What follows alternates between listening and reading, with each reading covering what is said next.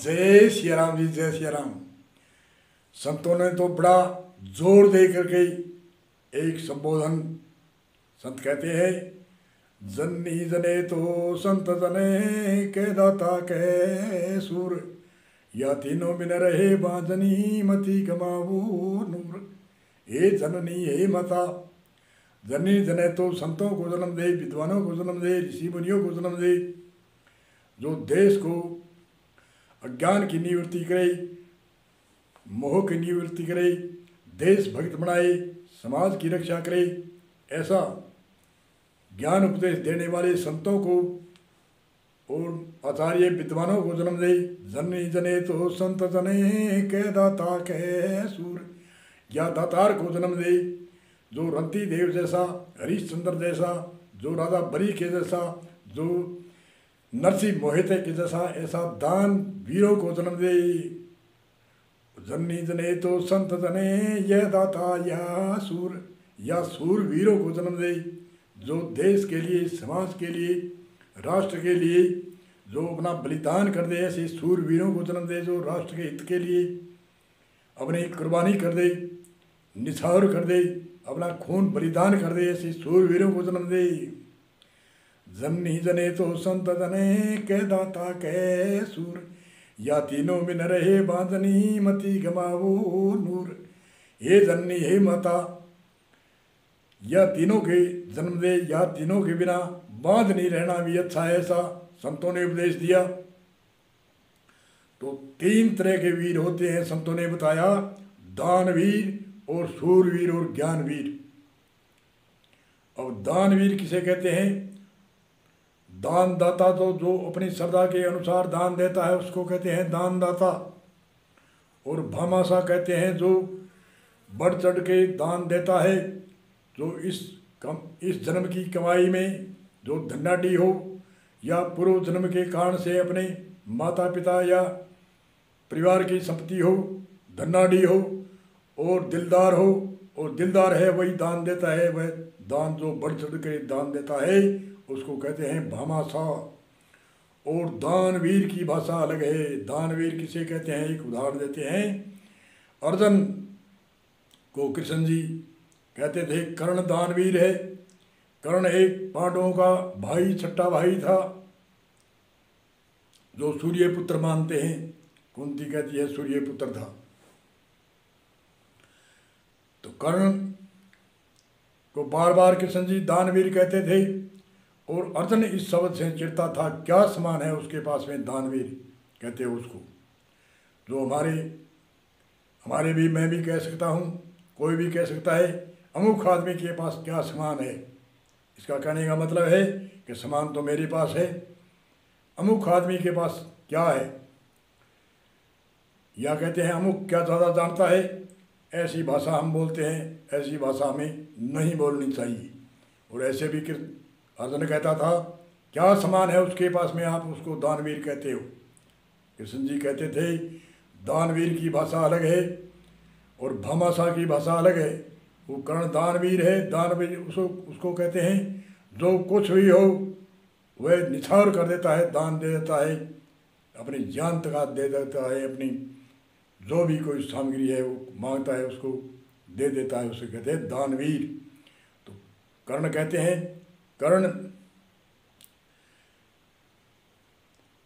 ने द्रोणाचार्य आदि जो भी पांडवों के गुरु थे, बाण विद्या के, गदा विद्या के, अस्त्र शस्त्र विद्या के, उनके पास गया तो उन्होंने जवाब दिया हम राजघराने में हैं, उनको सिखाएंगे, विद्या आपको नहीं सिखाएंगे, आप तो सूर्य पुत्र हो।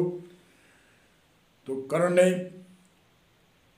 ऐसा संकल्प था।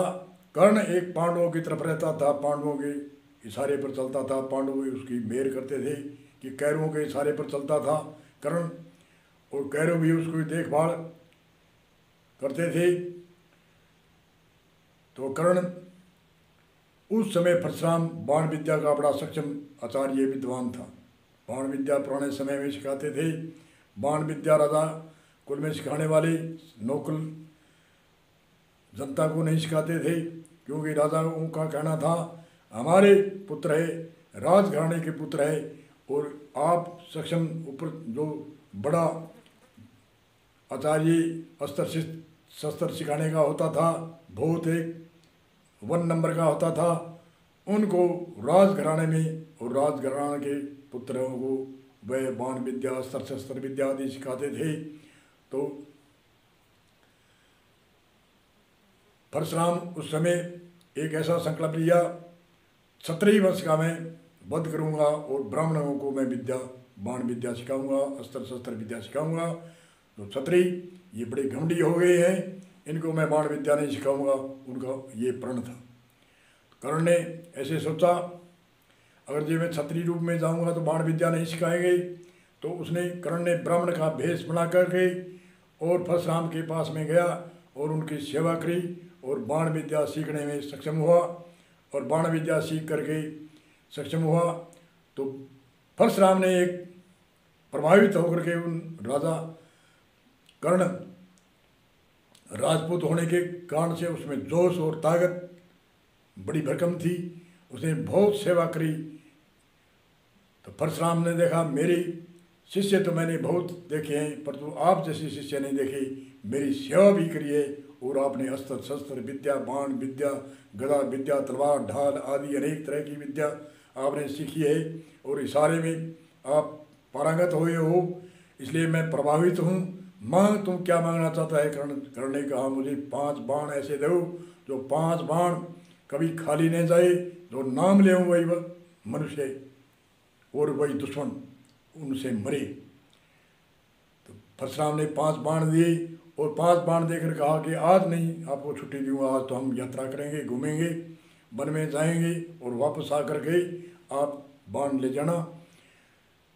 तो घूमने गए, भोजन पानी का सामान साथ में था, पुराने समय में साथ में रखने पड़ते थे।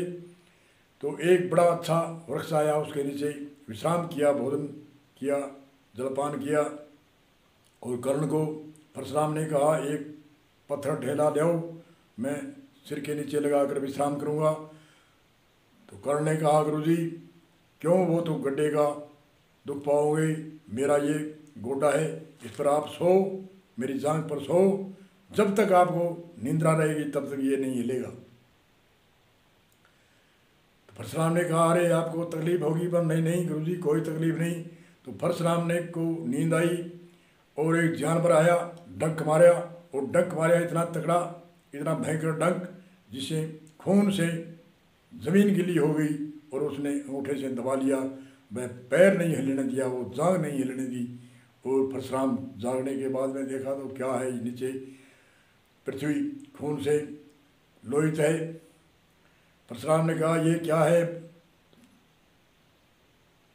कर्ण ने कहा गुरुजी ऊपर से एक जानवर आया, उसने डंक मारा और खून नीचे गिर गया, मैंने उसे दबा लिया, कुछ खून नीचे गिर गया, कुछ रुक गया, तो आपने पैर नहीं हिलाया। परशुराम ने कहा, कर्ण ने कहा गुरुजी आपकी नींद खराब हो सकती है। परशुराम ने कहा अरे अरे तू ब्राह्मण नहीं है, क्षत्रिय बिना इतना जोश नहीं आता, इतना रोष नहीं होता, तू क्षत्रिय है, सच बता। तो उसने सत्य बताया, मैं कर्ण हूँ। तो वो द्रोणाचार्य आदि गुरु पांडवों को सिखाते थे बाण विद्या, अस्त्र शस्त्र विद्या, उन्होंने मुझे उत्तर दे दिया, इसलिए मैं आपको भेष बदल कर आप ब्राह्मण को सिखाते हैं, इसलिए क्षत्रिय को आप नहीं सिखाते, ये गुरुजी मुझे माफ़ी दो, ऐसे वचन बोले कर्ण ने। तो परशुराम ने कहा चलो कोई नहीं, 5 बाण जो तुम मारना चाहता है वह नहीं मरेगी, चलो मैं बाण तो दिए हैं तो दिए। 5 बाण वह ले आया। हम कोई अनोखी चीज़ लाते हैं, गांव में चर्चा होती है, कोई पूछता है ये क्या है, तो कर्ण ने कहा ये बाण है 5। तो बोले क्या खासियत? बोले जिसका नाम लेंगे वही मरेगा इससे। वो बात पांडवों के पास में गई, तो पांडवों ने इकट्ठा किया, अपनी मीटिंग बनाई, जो आजकल मीटिंग बनाते हैं, कुंती माता समेत, कृष्ण जी समेत, और चर्चा हुई। कर्ण एक परशुराम से बाण ले आया है और 5 बाण का वरदान भी दिया है कि 5 बाण ये खाली नहीं जाएंगे और जो नाम लेगा वही मरेगा, दुश्मन कोई भी दुश्मन हो। तो पांडव गिड़गिड़ाने लगे कृष्ण जी के आगे। तो कृष्ण जी ने कहा मैं क्या बताऊं भाई? तो बोले कोई विधि विधान। कृष्ण जी ने कहा कुंती बुआ जी ये जाए और यह मांग ले तो वो बाण दे सकता है, नहीं बाण नहीं देगा। तो कुंती ने कहा मैं जाऊंगा, कोई बात नहीं। तो कुंती गई और कुंती जा कर के परिचय दिया, क्योंकि वो बचपन से ही उनसे अलग हो गई थी। मैं तेरी माँ हूँ, मेरे 5 पांडु है और 6ठा तुम है, 6 पुत्र हो। तो उसने भोजन पानी आदि स्वागत किया, माता का प्रणाम किया। उसने कर्ण ने पूछा भी आप कभी नहीं आई, आज आई है तो कोई तो कारण है। तो पूछा माता जी आप आने का कारण बताइए। माता ने कहा वरदान वचन देव, वरदान देव वचन देव तो मैं मांग सकती हो, नहीं तो नहीं। कर्ण ने कहा तुम मेरे जान प्राण मांगेगी तो मैं दूंगा, बस मांगो। कुंती ने कहा ये 5 बाण ले आया है, ये पांडवों पर नहीं चलने चाहिए, ये संकल्प ले। कर्ण ने कहा कोई बात नहीं, मैं सूर्य पुत्र हूँ, सूर्य के सामने उसने संकल्प लेकर के माता के सामने कहा कि ये 5 बाण मैं पांडवों के प्रति नहीं चलाऊंगा। 5 बाण मेरे कहीं भी चल जाए कोई बात नहीं, पांडवों के मैं ऊपर ये 5 बाण नहीं चलाऊंगा। माता खुश होकर के आई। कृष्ण जी ने कहा इसको कहते हैं सूरवीर। अर्जुन को कृष्ण जी ने कहा तू तो कहता है इसके पास क्या समान है, ये कितनी मेहनत करके कितने वर्षों से 4-5 वर्ष लगा करके परशुराम के पास में आया और 5 बाण ले आया, वरदान लेकर ले आया, और माता ने वरदान में इनको चलाने से आपके ऊपर संकल्प दे दिया। और दूसरा उदाहरण, वो जब कर्ण रणभूमि में मारा गया था उस समय भी कृष्ण जी के मुख से आवाज़ आई कि दानवीर आज मारा गया है। तो अर्जुन ने कहा अभी भी आप कहते हैं उसके पास क्या समान है। कृष्ण जी ने कहा अभी भी ये दे सकता है। तो कृष्ण जी ने ब्राह्मण का भेष बनाया, कमंडल लिया और वो रणभूमि में प्राण पखेरु उड़ रहे थे, कर्ण के दुख पा रहा था। उस समय कृष्ण जी ने जाकर के मुख के आगे कमंडल रखा और कहा सोने का दान चाहिए। तो कर्ण के पुराने समय में सोने की कील लगाते थे दांतों के, और उसने इधर उधर हाथ मारा और एक पत्थर का ढेला लेकर जोर से दांत के मार के और दांतों को तोड़ के उस कमंडल में डाल दिया सोने का दान कृष्ण जी को।